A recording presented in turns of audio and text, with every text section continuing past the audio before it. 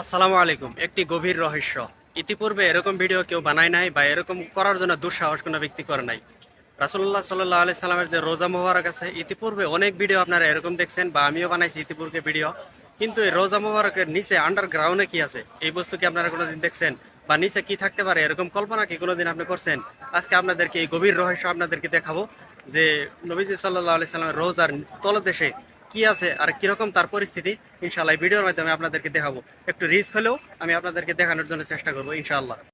আন্ডারগ্রাউন্ডে যাওয়ার জন্য আমি টয়লেটের লিফট ব্যবহার করব, কেননা এর ছাড়া বিকল্প কোনো রাস্তা আমার হাতে নেই বর্তমান। অনেক মানুষ টয়লেট থেকে বেরিয়ে আসতেছে আর অনেক মানুষ যাইতেছে, তাদের সাথে সাথে আমিও চুপি চুপি ভাবে যাব।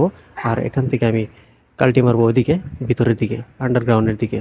আপনারা দেখতে পাইতেছেন এনারা আগের মানুষগুলো চলে যাইতেছে, এই ভিতরের দিকেই হইতেছে আন্ডারগ্রাউন্ড। এটা হইতেছে মাটির নিচে। আর এদিকে আছে একটা বহুত বড় আকারে একটা পার্কিং, যে পার্কিংটা আপনারা দেখতে পাইতেছেন। এই পার্কিং এর মাঝে রয়েছে সেই ঘোর রহস্য, যা আমি আপনাদেরকে আজকে দেখাবো এই ভিডিওর মাধ্যমে ইনশাআল্লাহ।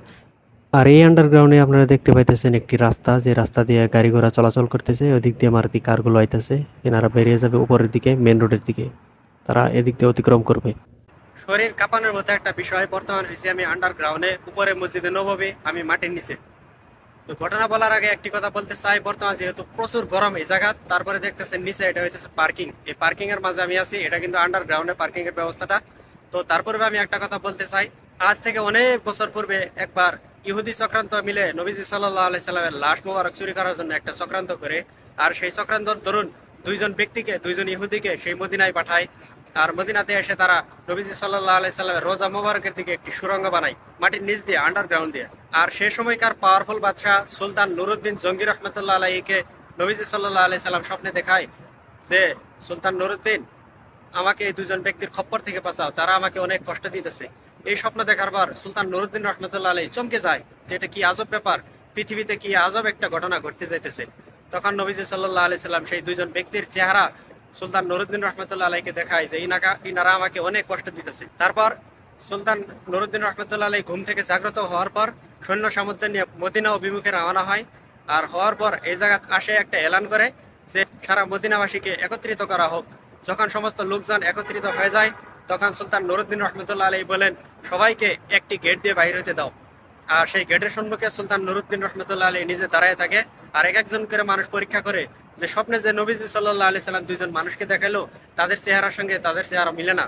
তখন বলে যে সমস্ত মানুষ শেষ হয়ে গেছে। তখন বলে যে প্রজারা, হ্যাঁ সমস্ত মানুষ শেষ হয়ে গেছে, এখন কেউ বাকি নাই।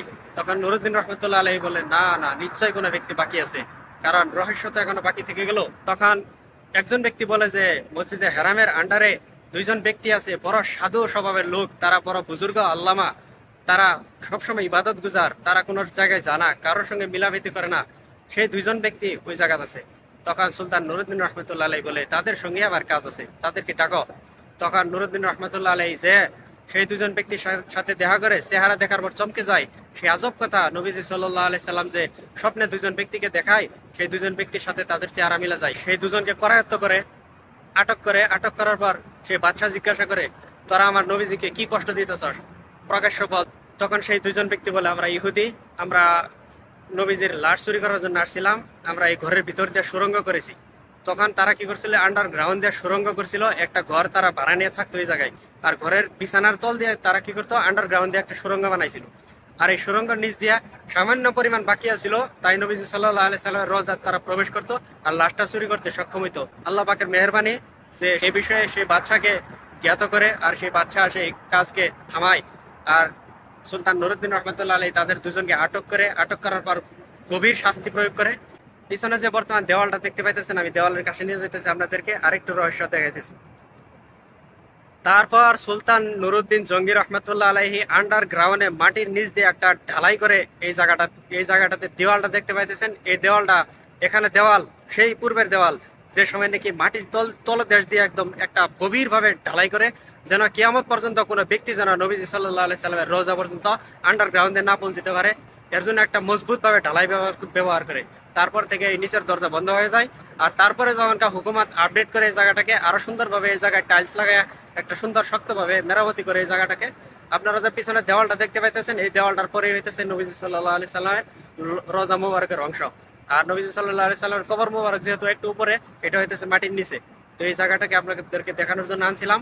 এই সুন্দর জায়গাটা বর্তমান নিচে যেহেতু পার্কিং এর ব্যবস্থা করা হয়েছে, আমি জোরে জোরে কথা বলতে বলতে গলা আমার চেঁচায় যেতেছে, যেহেতু গাড়ির অনেক শব্দ এই জায়গাতে। ঠিক আছে, কারণ এটা একটা গভীর রহস্য সেই জামানার কথা আজকে আমি আপনাদেরকে বললাম। ইতিপূর্বে হয়তো বা এই বিষয়টা কেউ হাইলাইট করে নাই, তাই আমি আজকে বলার জন্য চেষ্টা করলাম। ইনশাআল্লাহ আসবো পরবর্তী আরেকটি টেস্টি ভিডিও নিয়ে। আল্লাহু আকবার।